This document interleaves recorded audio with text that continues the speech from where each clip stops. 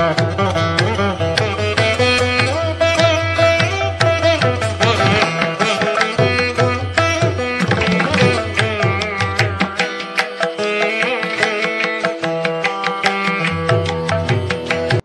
శ్రీమన్నారాయణ. జ్ఞానానందమయం దేవం నిర్మలాస్ఫటికాకృతిం ఆధారం సర్వవిద్యానం హయగ్రీవాస్పై. మనం ఆప్తవాక్యాలలోని అందులో ముఖ్యమైన కొన్ని శ్లోకాల గురించి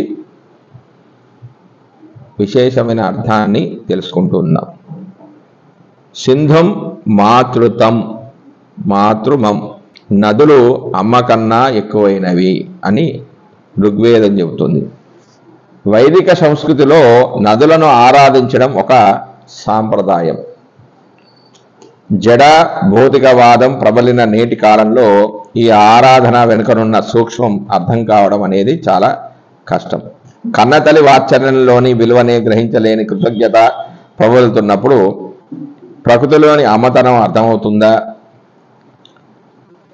అంటే తల్లినే పట్టించుకొని వాడికి కన్నతల్లి లాంటి సముద్రం గురించి వారికి చెబితే అర్థమవుతుందా?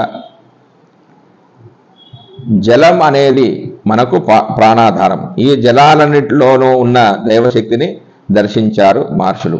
ప్రకృతి అంతా చైతన్యమయం, ప్రాణవంతం అనేది వేద దర్శనం.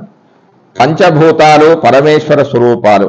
వాటి పట్ల మనం ప్రసరింపజేసే భావ పరంపరకి అవి స్పందిస్తాయి, అనుగ్రహిస్తాయి, ఆగ్రహిస్తాయి కూడా. వీటికి పౌరాణిక దృష్టాంతాలే కాక స్వానుభవ తర్కాణాలు చాలా ఉన్నాయి. సీతమ్మ శ్రీరామునితో వనవాసానికి వెళ్ళేటప్పుడు సరయు, గంగా, గోదావరి వంటి నదులకు నమస్కరించి ముత్తైదుల వలె వాటికి అర్చనలు చేసింది. నదీ మాతృకాలు పరదేవతా స్వరూపాలు అనేది హర్షభావన, ఈ దేశపు ఆత్మభావన. శ్రీరాముడు సముద్రానికి సేతువు నిర్మించేటప్పుడు దర్భశయన దీక్షతో సముద్రాన్ని ప్రార్థించడం అందరికీ తెలిసినదే. సేతుబంధన దక్షత ఉన్న నలుడు తన సేవలోనే ఉన్న ప్రకృతి అనుకూలించకపోతే ఏది సాధ్యం అనేది కాదు. నదులన్నీ వనాలన్నీ ఆరాధించడం అనాగరికం అనేది అస్సలు కాదు. ఇది నాగరికతకు మించి ఎదిగిన గొప్ప సంస్కారం. మండుటెండలో నీటి చుక్క లేనప్పుడు ఎంత విలవిలలాడతాం.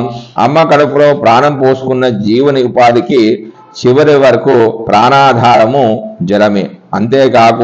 అంతేకాదు ప్రాణం విడిచిపెట్టా కూడా జలం తర్పణాదుల ద్వారా జీవునికి ఊర్ధగమ్యానికి ఉత్తమగతులకు హేతు అనేది అవుతుంది. అందుకే భగీరథ చక్రవర్తి గంగను తీసుకువచ్చి ఆ జలాలతో తన పితరులను సద్గతులు కలిగించాలని తపస్సు చేశాడు.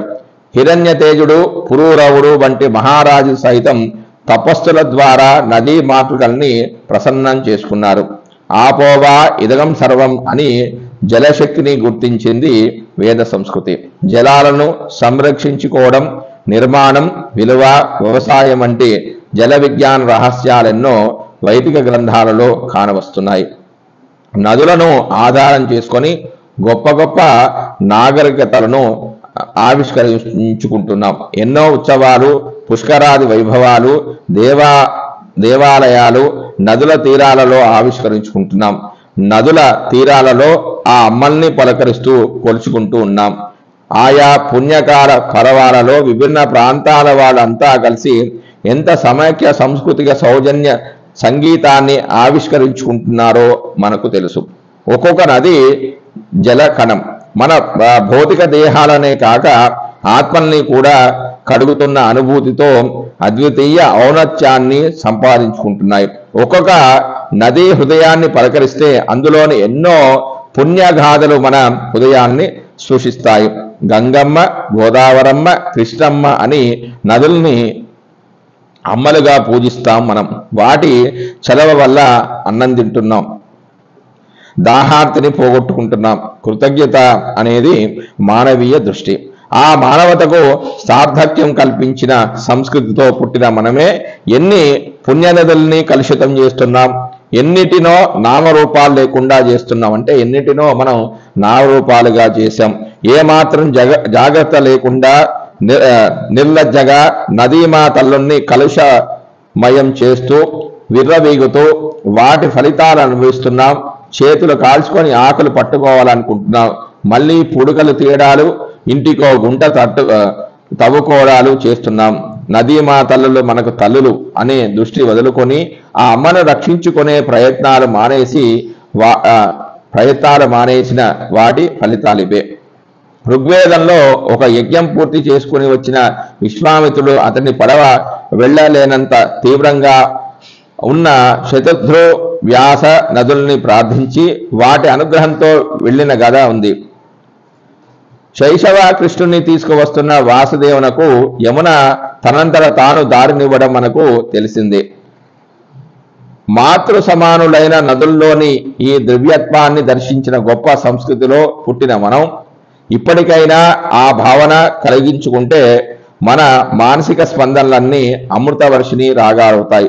ప్రకృతి జనని పరవశించి పచ్చదనం పండించుకుంటూ ఉంటుంది. జై శ్రీమన్నారాయణ.